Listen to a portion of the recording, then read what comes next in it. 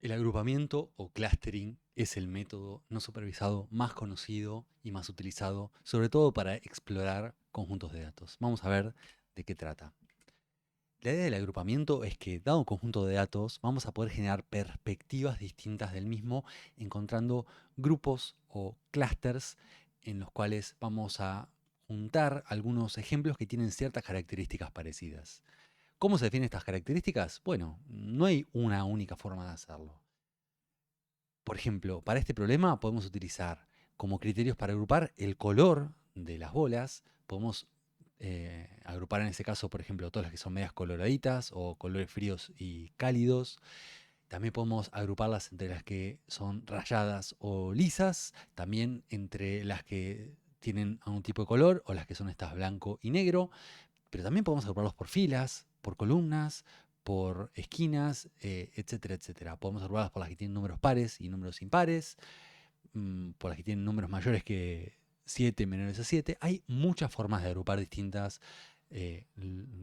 distintos a los ejemplos de un conjunto de datos, y cada una de ellas me va a dar una perspectiva distinta. El agrupamiento, o las técnicas de agrupamiento, lo que hacen es tratar de encontrar estos grupos de forma automática. Pero lo clave del agrupamiento es entender que no hay un agrupamiento perfecto o correcto. Todas las formas de agrupar son aproximadas y son cortes distintos de los datos. Vemos este ejemplo que está bueno para entender esta idea de que no hay un solo agrupamiento, y en particular cuando agrupamos, uno de los problemas principales es cuántos grupos generamos, y tampoco hay una respuesta buena para decir cuántos son los grupos que hay o que componen un dataset, o que en los cuales se puede descomponer un dataset. Por ejemplo, acá tenemos este conjunto de datos y pensá vos, ¿cuántos grupos hay acá para vos? Y bueno, cada persona va a tener una vista distinta de esto. Si nosotros decimos que hay dos grupos, bueno, esta sería una decomposición posible, ¿no? Entre estos que están acá y estos que están acá. ¿Y por qué? Bueno, porque parece que acá en el medio hay como una frontera que los divide, pero bueno, si volvemos a los datos originales, la verdad que es media artificial esa frontera, es una imaginada, pero es cuando vemos los datos coloreados y bueno, parece que hay una relación, parece que estas son eh, dos curvas así cuadráticas, ¿no? Que generan estos datos. Entonces, bueno, tenemos esos dos ejemplos. ¿Y qué pasa si tenemos en este conjunto de datos dos grupos? Bueno, acá es más fácil de ver eso. Podemos decir que acá hay un grupo y acá abajo hay otro, ¿no? Eso parece claro respecto de esta vista que, aclaremos, es 2D, ¿no? ¿Qué pasa si tenemos más dimensiones? Pero bueno, en este caso 2D podríamos decir que hay dos grupos. Pero también podríamos decir que hay cuatro. Y si lo vemos acá, tenemos colorcitos y parecía que estos grupos están realmente ahí. Pero bueno, ¿cuál de ellos es correcto? Como decía antes, ninguno. Las dos son perspectivas distintas sobre los datos, y en realidad ambos son correctos en base a, bueno, a los grupos que decidimos que hay acá o que elegimos de antemano. Entonces, el objetivo del agrupamiento es encontrar grupos en un conjunto de datos no etiquetados. Esta es mm, una técnica no supervisada porque no utiliza etiquetas ni preconceptos sobre qué elementos tienen que ir en un grupo a priori, sino que, bueno, los vamos a agrupar y obviamente están agrupados siempre con una noción de cercanía o de distancia. Entonces, básicamente queremos que los ejemplos que están más cerca formen parte del mismo grupo y los ejemplos que están más lejos formen parte de otro grupo. Pero bueno, no hay una manera exacta de definir esto. Eh, Cuando agrupamos, entonces vamos a tener un conjunto de datos, por ejemplo en este caso bidimensional, que son estos, tenemos valores x y y, y una vez que generamos este agrupamiento, lo que vamos a tener es para cada uno de estos ejemplos un clúster o grupo asignado, que a veces se pone con un número, muchas veces 0, 1, 2, así, y a veces también en este caso ya le pusimos un color para hacerlo más fácil, pero bueno, esto es completamente artificial, en realidad no hay nada acá, el color no existe en ninguna parte, lo inventamos en base a los números de clúster o de grupo que obtuvimos como resultado. ¿Cuál es el objetivo del clúster? Bueno, el objetivo es, podemos decir, para ponerlo más formalmente, como decía antes, no hay una forma particular, pero es minimizar, por un lado, la distancia intraclúster, es decir, que los ejemplos del mismo clúster tengan muy poquita distancia entre ellos. O, por otro lado, podríamos decir que la suma de las distancias, pero esto de la suma es algo que es una manera en particular. La suma de las distancias entre los ejemplos del mismo clúster sea la menor posible. Eso por un lado, pero al mismo tiempo que queremos minimizar esta distancia, queremos también maximizar la distancia interclúster, o sea, entre clústeres. Entonces acá tengo tres clústeres, entre el clúster 1 y el clúster 2, quiero que haya la mayor cantidad de distancia, y lo mismo entre el 1 y el 3 y entre el 2 y el 3. Ahora, de vuelta, también están las particularidades de cada método de agrupamiento, cómo calcula estas distancias entre clústeres. Por ejemplo, acá tengo la distancia entre estos dos clústeres, pero ¿cómo es esa? ¿Es entre A y B o entre A y C? Y bueno, eso no lo sé, tengo que definirlo, y en base a esas definiciones va a ser cómo se comporte mi algoritmo de agrupamiento. La distancia es algo muy importante en este caso, entonces, porque nosotros sabemos que hay distintas formas de medir la distancia en plano. Entonces, esa geometría que le damos en base a la distancia que tenemos va a ser crucial para ver cómo me da el resultado. Este, por ejemplo, es el resultado de correr K-media sobre un conjunto de datos, y estas son las regiones que le corresponden a cada grupo resultante. Y como vemos, dependiendo de esta distancia, varían un poquito esos clústeres que encuentro, y en algunos casos esta diferencia puede ser mucho más radical. Entonces, vamos a ver qué tipos de algoritmos de agrupamiento existen. Cada uno de estos algoritmos de agrupamientos, como decía antes, tiene distintas asunciones y sesgos, y va a ser mejor para uno u otros problemas. Acá tenemos un ejemplo de cómo se ven distintos resultados de algoritmos de clustering sobre 4 conjuntos de datos bastante conocidos. Acá tengo entonces K-medias, que es el más utilizado, y acá unas variantes del K-medias, que lo que hace es utilizar la noción de centroides. K-medioides y K-medianas también tienen una noción de centroides, pero un poco distinta de la de K-medias, lo mismo con K-modas o K-prototipos. Después tenemos otros modelos, como los basados en probabilidades, como GMM y sus variantes, que lo que tienen es una noción de distribución o de densidad de datos en el punto, o sea, modelan la distribución de probabilidad de los datos más explícitamente. Estos todos los modelan implícitamente, pero estos los modelan más explícitamente. Y después tenemos otro tipo de algoritmos que tienen otro enfoque, o son enfoques híbridos que tienen otros resultados distintos, ¿no? Entonces, es importante ver de que para cada problema seguramente haya un algoritmo que sea mejor o peor, pero no obstante, el algoritmo que vamos a decir que es canónico del agrupamiento es el K-medias. De la misma manera que el PCA es el algoritmo canónico para la reducción de dimensionalidad, y la regresión lineal y la logística son algoritmos canónicos para hacer regresión y clasificación. K-medias es el algoritmo que siempre se aprende primero cuando hacemos clustering o agrupamiento. Acá tenemos otros también con estos datasets. Tenemos acá distintos datasets y tenemos distintos algoritmos de agrupamiento. Acá tenemos K-means con su versión mini-batch, que es una adaptación para muchos ejemplos, pero es el K-means básicamente.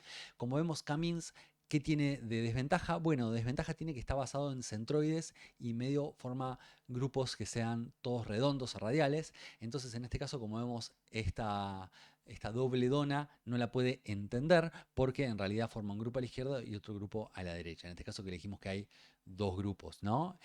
Otros algoritmos, como el clustering aglomerativo, tienen un enfoque en donde básicamente agarran un ejemplo y van recorriendo todos los ejemplos, van recorriendo el conjunto de datos buscando los ejemplos cercanos, y así van aglomerando y generando un clúster. Y este tipo de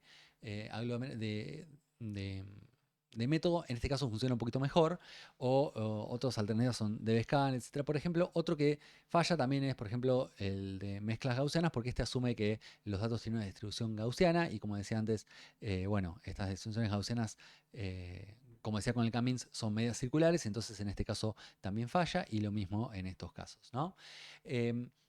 Hay otros casos en donde, por ejemplo, estos acá, que son datos más circulares, o más datos que tienen como unos cúmulos más definidos y más circulares, funcionan mejor estos algoritmos. Hay otro tipo de datos como estos, que tienen unos cúmulos que son medios elípticos, que vemos que también empieza a fallar, por ejemplo, el K-means. Las medias gaussianas, en este caso, como permiten que a través de la matriz de covarianza no encontrar círculos, sino encontrar elipsoides, etcétera, funciona un poco mejor. Y otros algoritmos que, como el clustering aglomerativo, que antes funcionaba bien, ahora empiezan a funcionar mal porque, bueno, cuando empieza a hacer este proceso de aglomeración, mezcla estos tres clústeres porque medio que son islas que están medias conectadas, ¿no? Como vemos acá, este es un caso fácil donde están todas las cosas separadas. Acá tenemos, cada clúster está muy juntito y separado del resto, entonces esto es muy fácil. Y acá tenemos otro test que este está bueno para verlo porque nos dice que en realidad los algoritmos de clustering medio que van a encontrar algo casi siempre. Entonces podemos ver como algoritmos que funcionan bien en otros casos, acá empiezan a alucinar y empiezan a ver en este cuadrado de ruido uniforme, que en realidad no tiene ningún tipo de estructura. Bueno, si a K-medias le digo, por ejemplo, que hay tres grupos acá, K-media busca los tres grupos y los encuentra. Lo mismo pasa con las mezclas gaussianas. Por ejemplo, un algoritmo aglomerativo no tiene ese problema porque, como decía, va generando de a poco, va juntando y va generando eso. Igual acá genera dos grupitos chiquititos que nada que ver, pero bueno, en este caso, por ejemplo, MinShift y DBSCAN, que tienen otros enfoques, pueden lograr no alucinar, digamos, y encontrar grupos que no existen, pero el resto de los algoritmos generalmente van a tener ese problema, ¿no? Entonces, bueno, esto es importante ver que estamos acá, en todo lo que vemos acá, estamos en dos dimensiones, pero ¿qué pasa si tenemos 4, 5, 10, 1000 dimensiones? En ese caso, el agrupamiento no vamos a poder evaluarlo directamente desde un dibujito, y entonces en ese caso, bueno, vamos a tener que usar otro tipo de métricas para saber si anda bien o no en nuestro algoritmo de agrupamiento.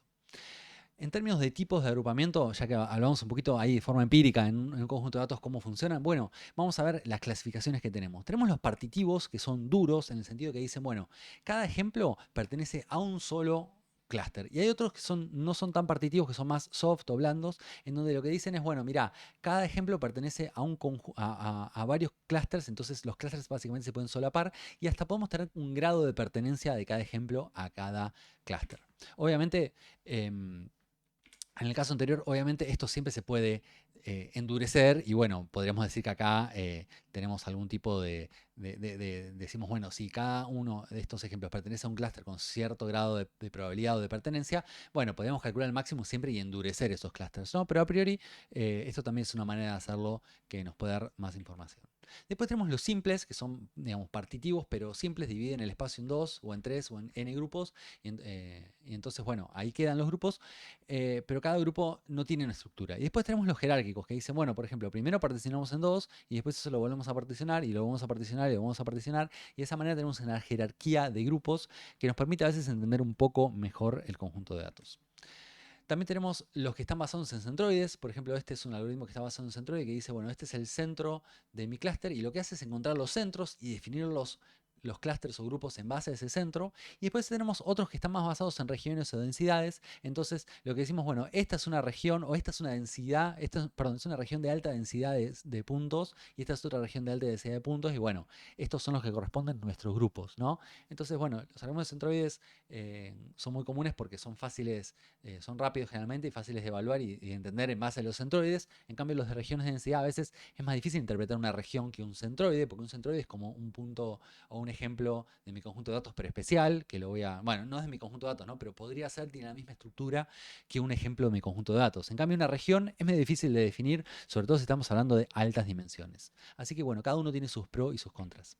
Después tenemos algoritmos que son paramétricos o probabilísticos, en donde, como decía, modelamos explícitamente la distribución de probabilidad. Decimos, por ejemplo, bueno, este conjunto de datos le podemos fitear 4 grupos y cada uno es una distribución gaussiana en este caso. En cambio, tenemos los no paramétricos, en donde, por ejemplo, como este algoritmo de aglomeración que mencionaba antes, que va a ir mirando localmente lo que va pasando y en realidad no tiene una noción de distribución de probabilidad, sino tiene una noción de, bueno, todos estos ejemplos están cerca, así que les voy a poner un número de grupo y después cuando termine con este grupo voy a pasar al siguiente grupo, ¿no? Y ahora todos los que están en este grupo les voy a dar de vuelta otro número y así sucesivamente. Entonces modela esa distribución. Podemos decir que cada grupo tiene una distribución, etcétera, pero no lo modela explícitamente, ¿no? Entonces por eso no son no paramétricos. Después, en los paramétricos, podemos decir que algunas veces los de centroides, la mayoría son paramétricos en el sentido que tenemos un punto y una distribución alrededor de ese punto, entonces son medios duros estos generalmente porque no tienen una noción más de probabilidades, pero sí tienen una noción de, bueno, esta región es toda de un ejemplo, perdón, de un grupo, y este centroide es el que lo define. Y de vuelta tenemos los no paramétricos, tenemos por excelencia los de aglomeración, que como decía, van ejemplo por ejemplo, van creciendo en base a los ejemplos anteriores y a una noción de, bueno, agarremos los que están más cerca y entonces de esa forma, bueno, los grupos que se generan no tienen una eh, no tiene una forma paramétrica, es decir, no podemos decir, bueno, estos grupos están caracterizados por, yo qué sé, la ecuación del círculo, como en este caso. Esto encuentra simplemente estos ejemplos y no tienen la noción del círculo. En cambio, en este caso sí podemos decir que, bueno, son los de este grupo, todos los ejemplos que tienen una distancia menor a este punto que a estos tres, y entonces, bueno, en ese caso está como definida más resumida la información de cada grupo. Después tenemos algunos que están basados en grupos y otros que están basados en grafos en el agrupamiento. ¿Por qué? Porque también podemos tener una noción de que tengo un grafo, entonces en este grafo puedo encontrar los elementos que están más conectados y por ahí acá corto esta conexión de estos dos grafos porque tiene un coste chiquito cortar esta conexión y acá tengo otro grafo y bueno, entonces también podemos muchas veces reescribir los problemas de clustering, un problema de cortar grafos, ¿no? Manteniendo la mayor conectividad dentro de los subgrafos y generando la mayor separación justamente entre estos subgrafos. Así que muchos algoritmos de agrupamiento se alimentan directa o indirectamente de nociones de teoría de grafos. Como decía antes, el algoritmo más conocido es el algoritmo de K-medias en este área. Entonces, el algoritmo de K-medias lo que hace es particionar en K grupos o ejemplos y K grupos, perdón. Entonces, cada uno de estos grupos pertenece, cada uno de los ejemplos de mi conjunto de datos pertenece a un grupo particular. Y lo que tiene como noción de K-medias es que tengo las K-medias o K-centroides que se definen de antemano y estos K-centroides generalmente los voy a tener que optimizar mediante algún tipo de proceso de manera tal de que optimicen, de que los centre bien, digamos, en los centros de las distribuciones, que los ponga bien en los centros de distribuciones para que los grupos sean buenos y sigan lo que decíamos antes de que la distancia dentro de cada grupo sea chica y la distancia entre grupos sea grande. Después, por ejemplo, tengo GMM, que es otro algoritmo muy utilizado. Es de mezcla de mixtura de distribuciones gaussianas. eh, modelo de mixtura gaussianas en castellano. Entonces, en este caso, cada ejemplo vamos a permitir que pertenezca a más de un clúster y se utiliza el algoritmo EM de expectación minimización, que es un algoritmo muy conocido para hacer el fiteo o el entrenamiento. Y de esta manera, entonces, las distribuciones van ajustándose de manera tal de que cubran bien el conjunto de datos y que se ajusten acá las varianzas y las medias a cada uno de estos grupetes. Después tenemos los algoritmos jerárquicos. Acá tenemos un ejemplo de cómo funciona el de Ward, que también es un algoritmo muy clásico. El algoritmo de Ward lo que va haciendo es yendo bottom-up, juntando ejemplos que están cerca y uniéndolos, y luego generaliza eso a grupos, en realidad. Entonces, inicialmente podemos considerar que cada uno de estos puntos es un grupo distinto, y si lo consideramos así, lo que va haciendo es uniendo grupos que están cerca. Y para hacer esta noción de cerca, bueno, tenemos que considerar cuál es la noción de distancia entre grupos que mencionábamos antes, si es la distancia entre todos los puntos, si es el máximo, si es el mínimo, y eso da distintas variantes del algoritmo. Pero lo bueno es que podemos analizar el resultado en base a este gráfico. Se llama un dendrograma, en donde tenemos acá los ejemplos o grupos originales, individuales, y acá vamos viendo cómo se unen, ¿no? Entonces, una vez que hacemos esto, lo que nos permite el algoritmo de Ward, que generalmente que termina generando siempre un grupo que tiene a todos los ejemplos, este grupo que tiene a todos los ejemplos, luego podemos ir viendo cómo lo cortamos para generar distintos clusterings con distinto número de clusters o grupos. Después tenemos el MinShift, que es un algoritmo mezcla de partitivo y probabilístico, que lo que va haciendo es generando estos puntos de grilla inicial, y lo que va haciendo es combinando estos puntos de grilla inicial siempre y cuando la distribución de datos alrededor de estos puntos de grilla estén cercanos. Entonces vemos acá como estos puntos se van juntando para generar las distribuciones finales así, ¿no? Entonces, como inicialmente tenemos la grilla esta y vamos generando lo que se llama, por eso se llama min shift esto, porque se van corriendo estos puntos hacia la media que se computa de los grupos más cercanos, ¿no? De los ejemplos más cercanos. Tenemos otro algoritmo que también es una mezcla de aglomerativo y probabilístico, que es el DBSCAN, que lo que hace es ir aglomerando, pero va modelando la distribución de datos local. Entonces, en base a esta distribución de datos local, va a ver, bueno, podemos acá, tenemos datos cercanos, sí, entonces los agregamos, ¿no? Y en un momento se va a dar cuenta de que, bueno, los datos más cercanos que va a tener están muy lejos, y entonces ahí va a decidir generar un nuevo clúster. Entonces, de esta forma, este algoritmo medio que trata de automatizar la determinación del número de clúster de forma automática, pero no obstante, igual tiene algunos parámetros, o perdón, en realidad hiperparámetros que controlan indirectamente la cantidad de grupos que se van a generar, que es los que me dicen qué tan lejos tiene que estar un punto de un grupo original para considerarse un nuevo clúster, ¿no? Entonces acá vemos que estos, bueno, inicialmente se marcan como puntos de ruido, pero ahora a medida que va a encontrar más puntos, va a unirlos estos en un nuevo grupo y así sucesivamente. Bueno, acá tenemos este otro nuevo grupo entonces, y bueno, y lo que tiene bueno el DBSCAN, por ejemplo, como agregado, este ya es un algoritmo más complejo con varias cosas extra que también me permite detectar qué puntos son ruido, por ejemplo, y no se consideran como un nuevo clúster, ¿no? Acá vemos que detecté entonces este también como un nuevo clúster, pero este punto lo va a poder dejar marcado como ruido. Entonces, en este sentido, le agrega esto un poco de tolerancia a outliers, de los cuales otros métodos, sobre todo K-medias, sufre bastante. Si vamos acá entonces a una agrupación de algoritmos de clustering en base a su característica principal, como vemos tenemos un montonazo. Los basados en centroides, como decía, tenemos K-medias y todas sus variantes, que son un montón.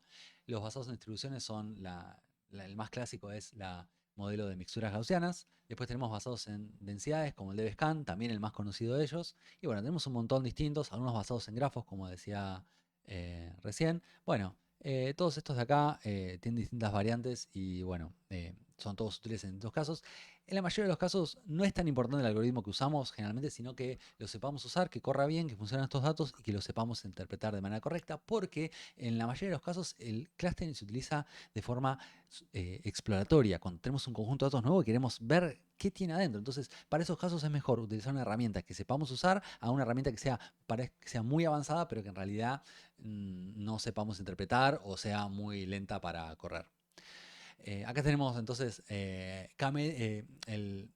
librería scikit-learn, que tiene en su guía de cómo usar modelos, bueno, tiene acá una pequeña, un pequeño flujo gráfico de flujo para ver qué usar en cada caso. Entonces, en este caso, acá cuando decimos, bueno, si tenemos una cantidad de categorías que sabemos, bueno, decimos, podemos usar K-medias, y si no, clustering espectral o GMM, que son modelos un poquito más avanzados que K-medias, pero como decía, lo mejor es probar K-medias. Si tengo más de 10.000, podemos usar una versión de K-medias que tiene mini batch, que lo que permite es usar pequeños lotes o batches de ejemplos para utilizar en grandes conjuntos de datos.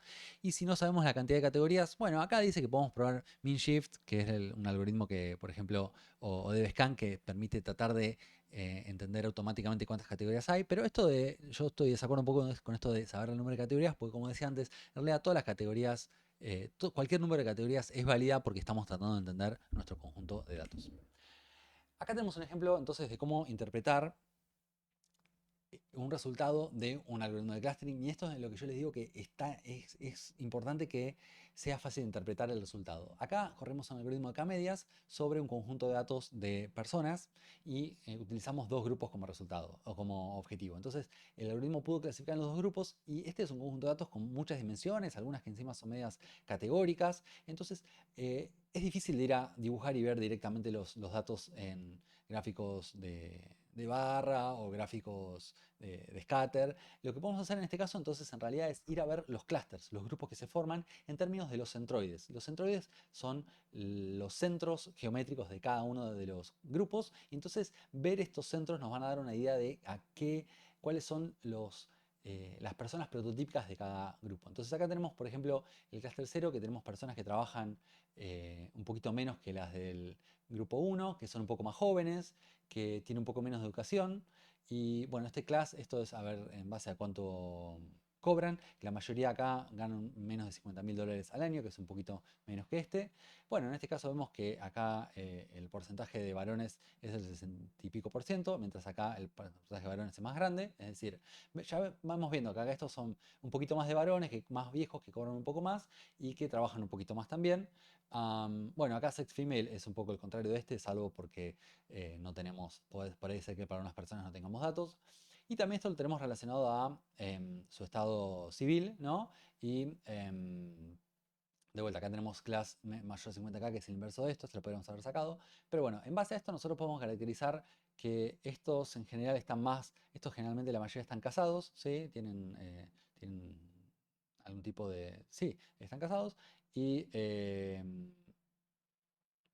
no son hijos, en estos de acá, bueno, este no me acuerdo qué era, pero bueno, la realidad es que podemos ver acá entonces que la mayoría de estas personas son personas grandes, varones, que generalmente están casados y que ganan en promedio más de 50.000. O sea, no su mayoría, porque vemos que acá el 40% o el 36% solamente gana más de 50.000, pero ganan acá casi el doble de que estos gana más de $50.000 al año. Entonces, bueno, tenemos acá, si por ejemplo estamos segmentando clientes de un banco, tenemos claramente acá dos tipos de segmentos, dos tipos de grupos bastante distintos respecto de cómo, por ejemplo, generar publicidad o, bueno, en el caso de si fueran de datos, por ejemplo, médicos, tendríamos por ahí dos grupos distintos para probar distintos tipos de tratamientos. Entonces, bueno, en base a esto podemos ver de que es útil, en este caso, el algoritmo de K-medias para fácilmente explorar un dataset que tiene, en este caso, puede tener 50.000, 100.000, etcétera. No importa la cantidad de ejemplos porque el resultado que van a hacer estos dos grupos va a estar en base a la cantidad de características que tengo y entonces en este caso podemos resumir bastante bien la información de los datos y obviamente acá probé con k igual a 2 para hacer el ejemplo, podría probar con k igual a 3, k igual a 4, así y probar con más grupos y de esa manera tener otros tipos de vistas sobre los datos.